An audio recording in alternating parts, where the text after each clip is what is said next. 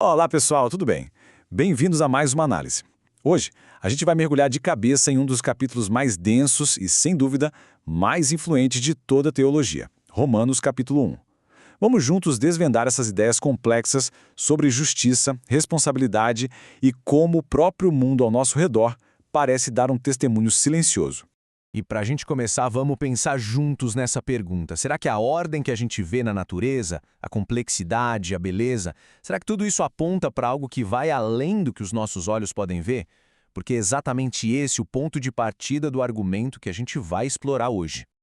Então, o primeiro pilar de toda essa construção é a ideia de que o conhecimento de um Criador não é algo secreto, mas sim universalmente acessível. E a principal vitrine disso seria a própria natureza.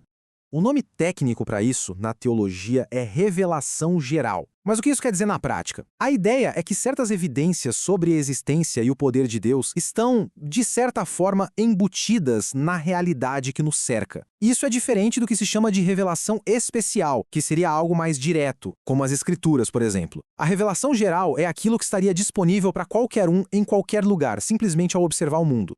E olha que poderosa essa metáfora do teólogo John Wesley. Ele diz que a criação funciona como um grande espelho. A imagem aqui é que, quando olhamos para o mundo, para as estrelas, para a vida, para as montanhas, não estamos vendo apenas coisas, mas sim um reflexo claro do poder e da natureza divina do Criador. Ok, mas aí surge a pergunta óbvia. Se essa evidência está por toda a parte, por que ela não é universalmente aceita? É que a narrativa fica mais complexa, argumentando que a verdade não é simplesmente ignorada, mas ativamente suprimida. E esse é o ponto-chave de tudo. O argumento aqui não é sobre uma falha de intelecto, como se as pessoas não tivessem informação suficiente para chegar a uma conclusão. Não, a questão é apresentada como sendo moral. A humanidade, mesmo tendo acesso a essa verdade, escolhe ativamente suprimi-la, o que, nas palavras do texto, a torna indesculpável. Então, qual é a origem dessa rejeição? Onde ela começa? O estudioso F.F. Bruce aponta que a raiz do problema não está em um ato espetacular de rebeldia, mas em algo muito mais fundamental e sutil. A simples falha em responder com gratidão e adoração à fonte de tudo. E essa falta de gratidão leva ao que a gente pode chamar de a grande troca.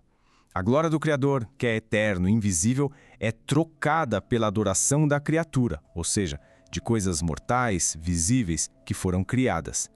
Essa é, na essência, a definição de idolatria que o texto apresenta. E essa troca não é sem consequências. Ela causa um efeito interno profundo. Wesley, de novo, a descreve como uma doença do espírito. É como se, ao desviar a adoração da sua fonte correta, o próprio entendimento humano ficasse turvo, obscurecido. E, ironicamente, o pensamento que se julga sábio acaba se tornando tolo. Bom, e isso nos leva à parte mais séria da nossa análise, o resultado dessa rejeição. O conceito da ira de Deus é introduzido aqui, mas não como um acesso de raiva, e sim como uma consequência direta, quase judicial, das escolhas humanas. E tem um detalhe no texto que não pode passar batido, que é a repetição. 3 vezes uma frase crucial aparece para enfatizar a ação divina em resposta a essa troca. A frase é: Deus os entregou. A palavra grega original usada ali é paradidome. E o interessante é que esse não é um termo emocional, é um termo jurídico. Significa literalmente entregar ou abandonar. A imagem que isso cria é a de um juiz que retira a sua proteção e simplesmente permite que a sentença natural dos atos siga o seu curso. O teólogo Everett Harrison explica isso de uma forma bem direta. A ira de Deus nesse contexto seria a remoção do freio divino. É como se Deus permitisse que a humanidade experimentasse na pele os resultados autodestrutivos das suas próprias escolhas, tanto biológica quanto socialmente. Ok, depois de um diagnóstico tão sóbrio, qual seria a prescrição? O texto também aponta para uma solução. Então, agora vamos focar totalmente nas aplicações práticas que podemos extrair disso tudo. E a lógica aqui é muito poderosa pela sua simplicidade. Se a raiz de todo o declínio descrito é uma falha em agradecer e adorar corretamente, então o caminho de volta necessariamente tem que começar pela restauração dessa adoração. A gente pode resumir essa resposta prática em 3 antídotos bem claros. O primeiro é a gratidão como forma de proteção. O segundo, a responsabilidade como forma de reconhecimento. E o terceiro, a vigilância como forma de resistência.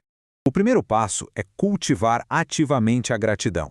E na prática, isso significa lutar contra aquela ideia de que a gente sempre merece mais e mais. É a disciplina de reconhecer o bem que já existe, seja na comida, nos relacionamentos, na própria vida. Isso funciona como uma defesa contra a busca sem fim por status ou bens, que são, no fundo, as idolatrias do nosso tempo. Em segundo lugar, vem a responsabilidade. Isso muda totalmente nosso olhar para a natureza. Ela deixa de ser só um cenário ou um conjunto de recursos para serem explorados e passa a ser vista como a assinatura do Criador. Na prática, essa visão inspira ações concretas, desde reduzir o lixo até apoiar a conservação. É uma ética que nasce de um reconhecimento espiritual. E, finalmente, a vigilância. Esse é um desafio bem prático de discernimento para os dias de hoje. Significa resistir à pressão de normalizar tudo, especialmente aquelas tendências que promovem um certo vazio, como a busca incessante por validação online ou um consumismo que promete felicidade, mas só entrega frustração. É sobre manter uma bússola moral interna num mundo de sinais tão confusos. Então, para a gente amarrar tudo isso, o ponto central de Romanos 1 não é um debate sobre origens, sabe? A narrativa que se apresenta ali é que a desordem humana não vem de uma falha de evolução, mas sim de uma queda da adoração. O problema é de orientação. E para encerrar a nossa análise, fica esta pergunta para reflexão. Com base em tudo que a gente viu, de que forma a liberdade, quando ela é desvinculada de uma âncora moral, uma âncora firmada na gratidão, na responsabilidade e na vigilância, pode acabar se tornando a sua própria forma de aprisionamento? É uma questão profunda que ecoa por toda essa passagem.